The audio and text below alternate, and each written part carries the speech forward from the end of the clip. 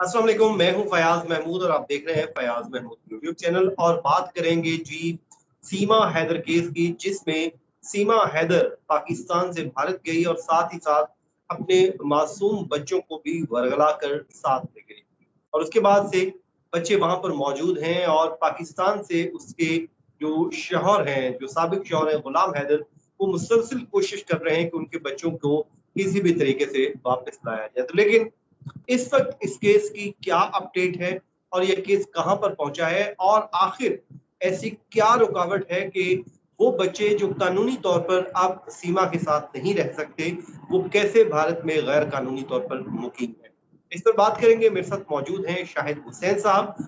शाहिद हुसैन साहब, ऐसी क्या रुकावट है कि बच्चे पाकिस्तान अब तक वापस नहीं आए? साल से ऊपर वक्त हो गया, सीमा गैर कानूनी तौर पर खुद भी रह रही है वहां पर और बच्चे भी गैर कानूनी तौर पर उसके अपने पास रखे हुए हैं।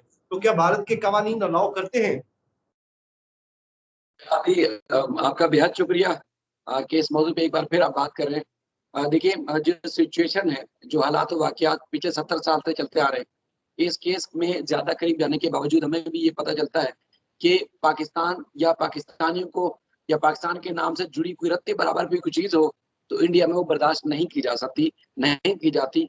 कहीं भी किसी भी तरह उसकी गुंजाइश नहीं होती। सीमा के मामले पे मैं खुद बड़ा हैरान हूँ कि केसेज़ होने के बावजूद और मुसलमान और हिंदुओं से मुताल्लिक या मज़हब की तब्दीली से मुताल्लिक सख्त कवानीन होने के बावजूद सीमा को वहाँ रखना, उनके बच्चों का मज़हब तब्दील करना और इस किस्म का अब तक शेल्टर, एक महफूज़ शेल्टर देना, समझ नहीं आ रहा है कि ऐसा क्या है कि पाकिस्तान का नाम भी उसके साथ जुड़ा हुआ है। पाकिस्तानी है वो, बच्चे पाकिस्तानी हैं। दूसरे पाकिस्तानियों में के मामले पे इंडिया में ऐसी कोई गुंजाइश नहीं है। उसके बावजूद सीमा के लिए जो है वो सारे कानून भी सख्त जो थे वो नरम हैं। और उसके बाद फिर ना इदारे जो है वो इतनी जल्दी तेज़ी से एक्टिव हो रहे हैं, बल्कि ऐसा लगता है कि जैसे बार-बार अदालतों के नोटिस होने के बावजूद जो है वो कोई कार्रवाई नहीं हो रही। उल्टा हम रोज़ देखते हैं कि इंडियन को वो लताड़ती है, इंडियन की बेहद किस्म की वो तज़ीक और तज़लील करती है, इवन के गालम-गलौज से लेके उनके खिलाफ एक्शन की भी उनको धमकियाँ देती है, उनके मुल्क में रहते हुए। तो ऐसा लगता है कि शायद वो यूज़ हो रही है, शायद यूज़ किया जा रहा है, शायद उसके पीछे बहुत बड़ी ताकत है, जिसमें वो ना पाकिस्तानी बल्कि इंडियन को भी घास नहीं डाल रही। लगता तो ये है। बाकी जो कानून है, कानून के बारे में आप पूछें या दुनिया का कोई भी सिटीज़न पूछेगा या इंडियन भी अगर ये वीडियो भी देखते हैं, वो भी खुद भी रद्द-ए-अमल देंगे कि कानून में तो कहीं गुंजाइश ही नहीं है कि ना सिर्फ सीमा वहाँ रह सके, ना बल्कि मज़हब की तब्दीली के हवाले से भी ज़रा भी गुंजाइश नहीं है। और ख़ासतौर पर यूपी के जो कानून हैं, वो और ज़्यादा सख्त हैं कि कोई भी 18 साल से कम उम्र बच्चे का मज़हब तब्दील नहीं हो सकता, चाहे वो किसी भी मज़हब से ताल्लुक़ रखता हो। और उसके बाद फिर जो इल्लीगल इंटर होता है, उसकी जो जगह है, वो तो जेल के सलाखों के पीछे है और सज़ा पूरी होने के बाद उसको उसको डिपोर्ट किया जाता है।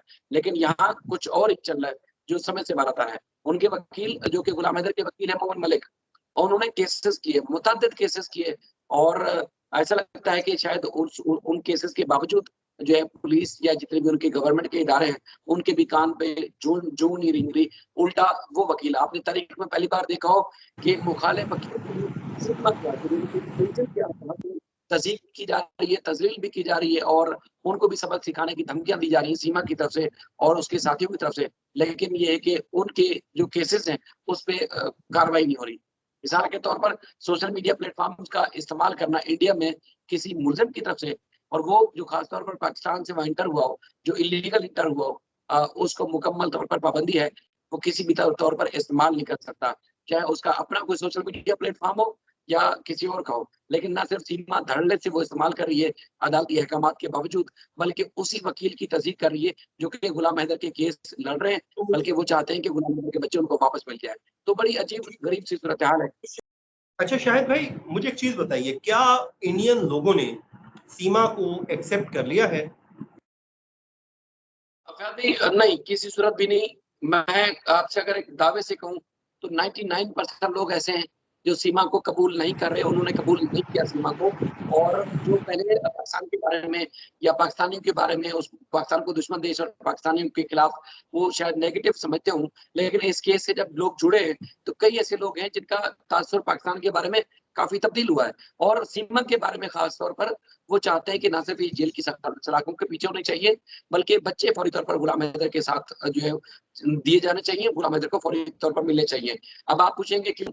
मिसाल के तौर पर वो कहते हैं देखिए इलीगल इंटर हुई है भारत में, तो फिर इसको इसका जो क्राइम है उसकी इसको फौरी तौर पर सजा मिलनी चाहिए, चाहे वो किसी किस्म का भी नाटक इस्तेमाल करने की कोशिश करिए, मजहब कार्ड, औरत कार्ड खेलने की कोशिश करिए, तो उसके लिए किसी किस्म की गुंजाइश नहीं होनी चाहिए। वो इसलिए भी कि इसने ना सिर्फ औरतों के नाम की तस्लील की, तज़हीक की, बल्कि नाम बदनाम करने की कोशिश की, खासतौर पर मजहब का।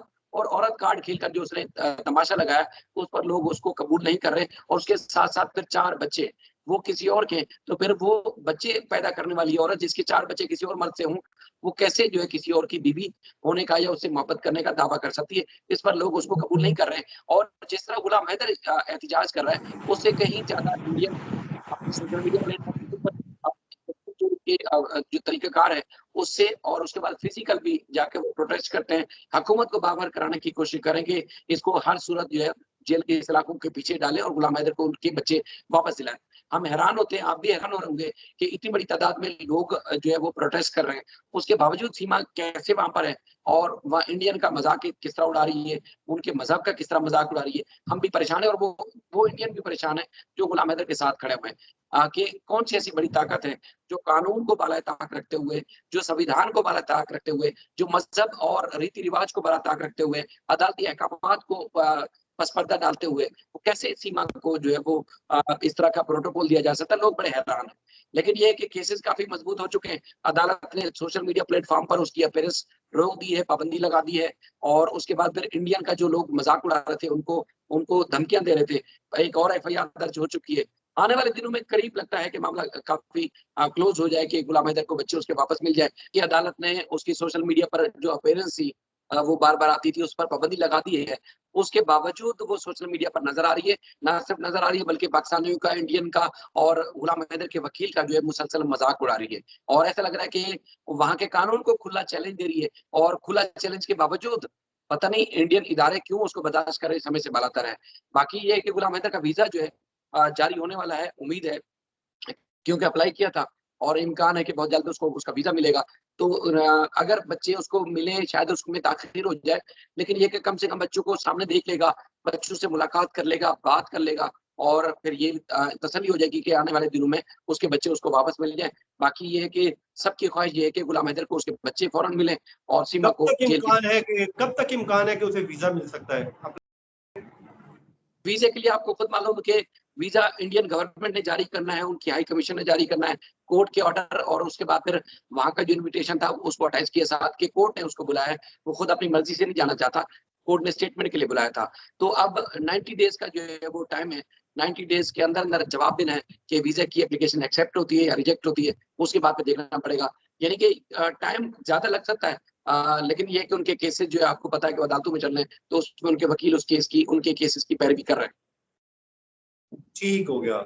शायद भी आपने बड़े डिटेल में इस केस पे हमारे साथ बात की है, और आप वो वाहिद आदमी हैं जो मुसलसल इस केस पे बात भी कर रहे हैं और लोगों को एजुकेट भी कर रहे हैं, और हैदर की आवाज़ भी बने हुए हैं, क्योंकि इस वक़्त आपके ज़रिए ही भारत में जो लोग हैं हैदर के साथ हमदर्दी रखने वाले, और पाकिस्तान में उनकी एक आप जो है वो तवाना आवाज़ हैं। तो मुझे और शाहिद हुसैन साहब को दीजिए जनाब इजाज़त। अपनी दुआओं में याद रखें। अल्लाह निगहबान।